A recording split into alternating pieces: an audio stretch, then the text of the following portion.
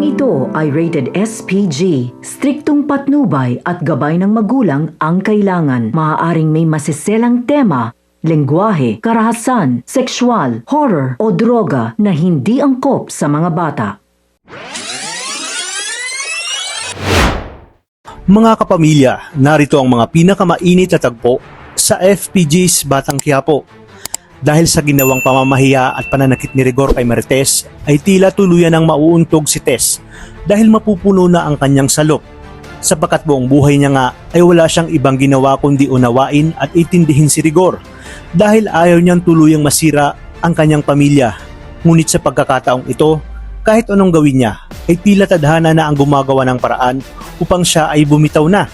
Matatapos na nga ang kanyang pagtitiis at pagtitimpi dahil lalaban na siya at papatunayan niya na wala siyang kasalanan sa nangyari kay Lena. Sasabihin niya kay Rigor na ang punot dulo nito ay ang ginawang pambababae ni Rigor. Sumagot naman si Rigor na walang dapat sisihin kundi ang demonyo nitong anak na si Tanggol dahil panay problema at peligro na lang ang dala nito. Ngunit iginit ni Marites na matagal nang wala sa poder nila si Tanggol at huwag nitong masisi ang kanyang anak dahil simula nang dinala nito si Lena sa kanilang bahay ay hindi na maubos-ubos ang problema sa kanilang bahay at pamilya. Aniya, karma ito ni Rigor at sa pagkakataong ito ay hindi na siya magpapakamartir dito.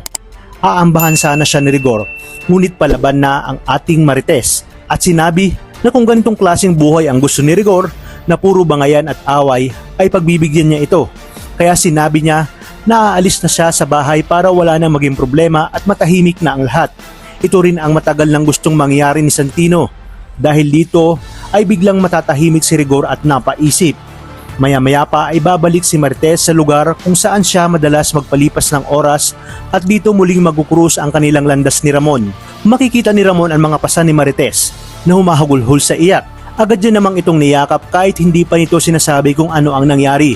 Dito na sinabi ni Marites na lumayas na siya sa kanilang bahay dahil punong-puno na siya sa kanyang asawang si Rigor. Si Rigor din daw umano ang may gawa ng mga pasa sa kanyang katawan at muka. Kung kaya't dito, nanggigil si Ramon at sinabi na kung gusto daw ba nito ay tapusin niya na itong si Rigor. Ngunit pinigilan siya ni Marites dahil ayaw niyang lumaki pa ang gulo. Agad na nagpresenta si Ramon na sa mansyon na lamang tumira si Marites, ngunit tumanggi ito dahil hindi niya umano kayang makaharap si Tanggol. Matapos ang masasakit na salita at pinalayas niya pa ito sa kanilang bahay. Wika naman ni Ramon na ngayong panahon, kailangan ni Tanggol si Marites. Kailangan umanong kausapin at kabayan ni Tess si Tanggol dahil tila naliligaw na ito ng landas. Kaya naman di kalaunan ay pumayag na si Marites dahil wala na nga siyang mapupuntahan. Ano kaya ang kahihinatnan sa oras na madatna ni Marites si David at Olga na nagpanggap bilang beng sa kanya at nasa mansyon ngayon ng mga Montenegro? Iisipin kaya ni Marites na magkakasabwat sila o dito nalalabas ang baho ni David at Olga sa oras na malaman ni Tess na hindi naman talaga si Tanggol ang nasa poder ni Ramon kundi ang kanyang anak na si David. Kaya naman napakarami pa nating dapat abangan dito lang sa FPJ's Batang Quiapo.